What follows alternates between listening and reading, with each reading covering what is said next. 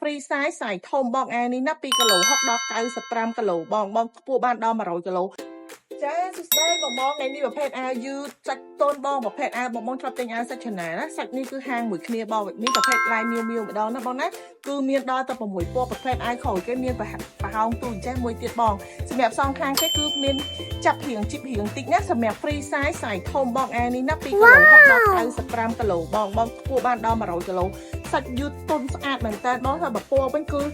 ជំនាញជូនបងយកតែពណ៌ក៏អត់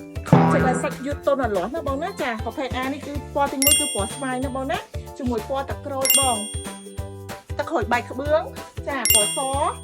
អានេះបងយកគ្រប់ពណ៌ក៏អត់ខុសចិត្តដល់បងតម្លៃពិសេសជូនបងណាមានពណ៌ខ្មៅទៀតបងប្រភេទអាវយឺតសាច់ទន់ចាសពតក៏បយខ្លីខោជើងប៉ាត់ខោត្បូងឲ្យបងដាក់មកសួ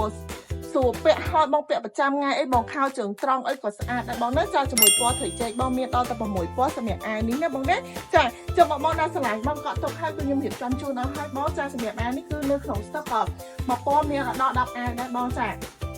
ខ្ញុំសុំតែខោជើងប៉ាត់ត្បូងមួយទៀតបងអូនម៉ូនេះបងធ្វើមួយអាវនេះក៏លេខដែរបងចូលដំណើរគ្នាបងសម្លាញ់ចាប្រភេទខោជើងប៉ាត់ត្បូងសាច់យឺតណាបងណា60ដល់100គីឡូមានសាយបងដែលធ្លាប់ទិញកបយហាងខ្ញុំសាយធំបងដឹងហើយចាពេញសាយពេញខ្នាតចកាខ្ពស់ចកាតាមរស៊ូក្រោយអត់មានបងតឹងកបាពោះទេចារៀងហៅគឺមកស្អាតជួយបងគឺរៀងជើងប៉ាត់ត្បូងមានពណ៌ខ្មៅជាមួយពណ៌កបយខៀវបងចាឆ្លាញ់ពណ៌ណាយកពណ៌នឹងបាននេះពណ៌បែកប្រផេះខៀវនេះបងនិយាយចេញមកពណ៌ស្អាតហ្មងពណ៌ឡើង